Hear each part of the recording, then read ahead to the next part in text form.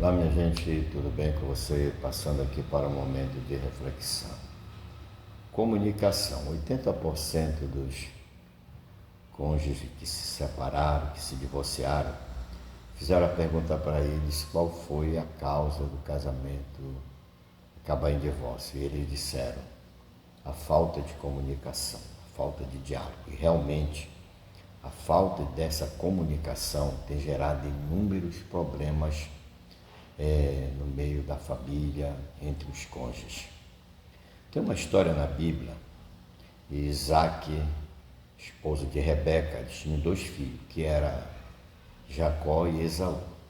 Jacó era o querido de Rebeca e Esaú era o querido de Isaac. E chega um momento, então, da velhice de Isaac, que ele decide abençoar o seu filho primogênito, que é Esaú, com a bênção da primogenitura. Só que essa bênção ela estava reservada, segundo a promessa de Deus, era para Jacó. E como Rebeca amava mais Jacó do que Esaú, quando ela viu a cena em que Isaac manda que Esaú vai em busca de uma caça e prepara um guisado e abençoasse em seguida antes da sua morte, ela se preocupou com aquilo. E aí então ela chama o seu filho querido, que era Jacó, manda pegar um cabrito, conta a história para ele, do que o pai ia fazer, que ia dar a bênção da primogenitura para Esaú. E ele então diz, mas mãe, se eu levar para o meu pai, ele vai perceber que eu não sou Esaú.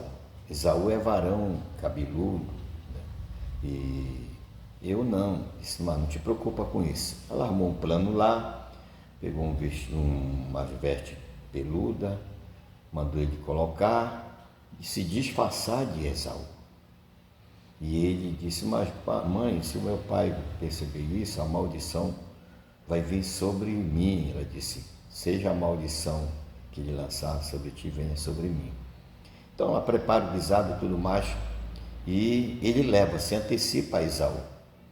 E quando ele chega lá, ele pergunta, quem é Isaac? Quem é? Ele diz, eu sou teu filho Esaú. E ele diz, é tu mesmo? Ele disse, sou eu, pai.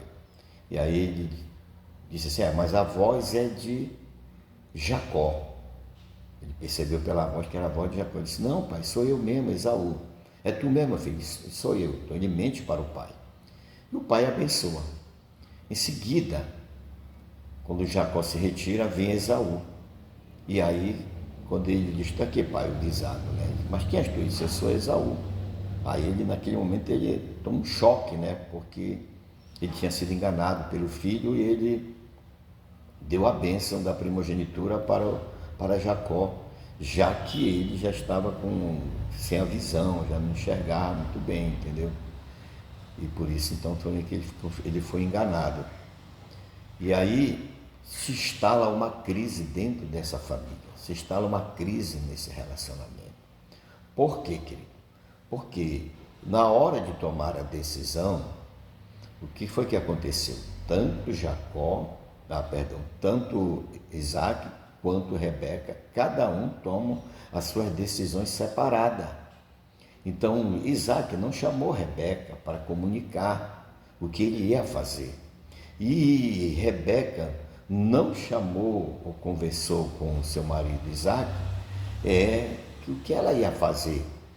O que faltou ali foi um diálogo, faltou ali uma conversa.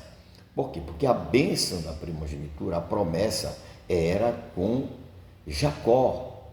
Entendeu? Então eles tinham que entender isso. Isaac tinha que entender isso.